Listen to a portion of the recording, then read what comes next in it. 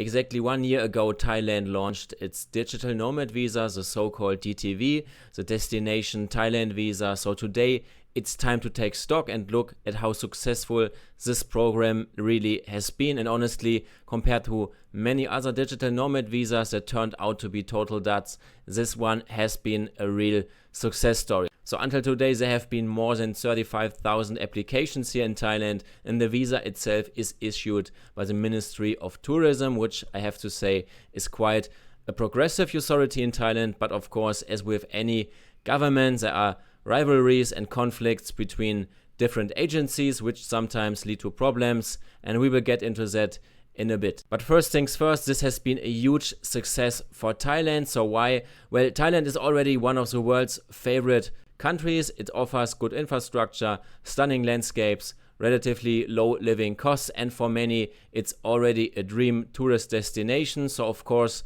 a digital nomad visa here is going to be very, very attractive, and Thailand truly is one of the most beautiful countries in the world. And compared to other digital nomad visa options in Southeast Asia, for example, Malaysia's Rantau visa, we can talk about, the DTV is relatively easy to obtain. So basically you just need to prove savings of around 15,000 US dollars, and the fee is about 300 US dollars, which is actually quite cheap. And on top of that, there's the very attractive option to extend your stay. So initially the visa is valid for 6 months, and after that you can extend it for another 6 months. And from a tax perspective, it looks good as well. So if you are on a DTV, you are allowed to work remotely for foreign clients as a digital nomad without triggering Thai tax obligations, at least if you stay only for 6 months in Thailand. But, and this is where the complications begin, once you go beyond that, so you go beyond the 6 months,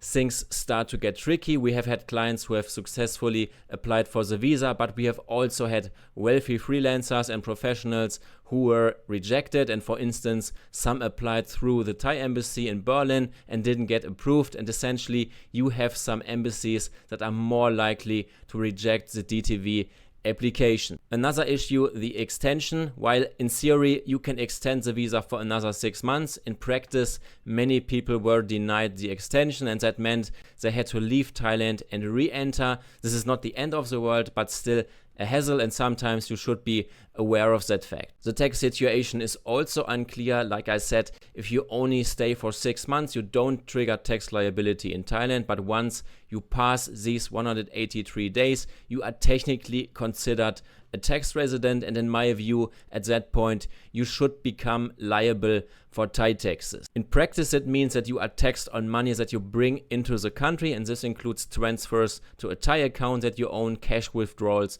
but also credit card payments within Thailand, for example. And to be honest, I'm not sure exactly how this is supposed to be checked. Some people argue otherwise, but if you read the regulations closely, tax residency does kick in after 180 days. So the question is, does it really make sense to extend the visa if that creates potential tax issues, or should you just stick to 6 months a year in Thailand and spend the rest of the time somewhere else? Another complication is that the DTV is classified as a tourist visa, so not as a residency visa, and that means many expats had trouble opening a bank account in Thailand. Now, do you actually need a Thai bank account? Not necessarily, of course, but in some cases it makes life easier, especially if you rely on local financial services for payments. So these are things you should definitely keep up in mind. From our perspective, the DTV is a very great option, but of course there are also alternatives. The Thailand Elite Visa, for example, is another very popular option, but again, tax-wise it's not ideal either. At least Thailand is currently planning to adjust its tax legislation again,